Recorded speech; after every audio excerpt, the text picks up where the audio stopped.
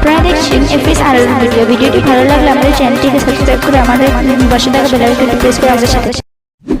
আগামী রবিবার বার্নপুর মাঠে বিএসএফ মাঠে অনির্দিষ্ট দিবারাত্রি ফুটবল খেলা প্রতিযোগিতা আছে। নাইট 7 টিমের খেলা আছে।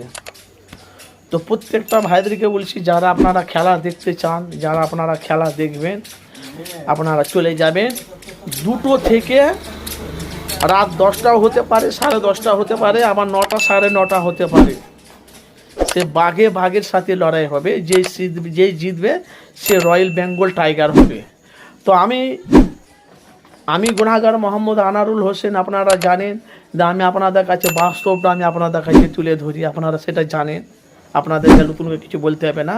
তো প্রত্যেকটা ভাইদেরকে বলছি আমি, আপনারা গতকালকে আপনারা যাবেন সে বার্নপুর বিএসএফ মাঠে ফুটবল খেলা প্রতিযোগিতা অনুষ্ঠান গতকালকে আছে।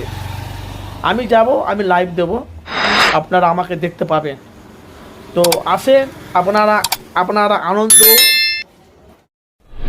আনন্দ অনুভব করুন।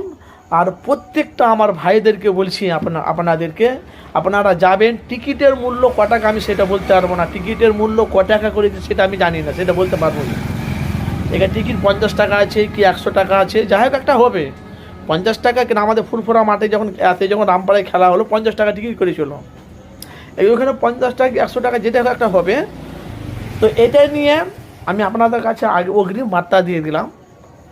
গতকালকে রবিবার অনির্দিষ্ট হবে বিএসএম মাঠে ফুটবল খেলা, মানে দিবার রাত্রি, মানে মানে দিনে হবে, মানে দুপুর থেকে রাত 7টা 8টা 9টা পর্যন্ত। সবাই আপনারা আসবেন, আপনারা আমাকে দেখতে পাবেন। আর প্রত্যেকটা ভাইদেরকে বলছি, গতকালকে আমি আপনাদেরকে লাইভ দেবো। আমি যদি ওখানে মাঠে গিয়ে যদি আমি লাইভ দিতে যাই, আপনারা দেখতে পাবেন। যদি আপনারা খেলা দেখতে চান, যারা আপনারা আসতে পারেননি, যদি আপনারা খেলা দেখতে চান, অবশ্যই আপনারা আমার চ্যানেলটিকে আপনারা সাবস্ক্রাইব করে রাখুন। আর পাশে থাকা বেল আইকনটি ক্লিক করে রাখুন। যখনই যে কোনো জলসা গজল লাইভ দেওয়া হবে, ইনশাআল্লাহ আপনাদের কাছে নোটিফিকেশন পৌঁছে যাবে। আর আসেন, সে চিত্র আমি আপনাদের কাছে তুলে ধরবো। সে গতকালকে দুপুর 2টোর পর। তো প্রত্যেকটা ভাইদেরকে বলছি, আপনারা আসেন, আনন্দ ভোগ করেন। ফুটবল খেলা মানে জানেন, বয়স্ক ফুটবল, মানে যারা বয়স্ক তারা ফুটবল খেলা দেখতে মানে বেশি পছন্দ করে।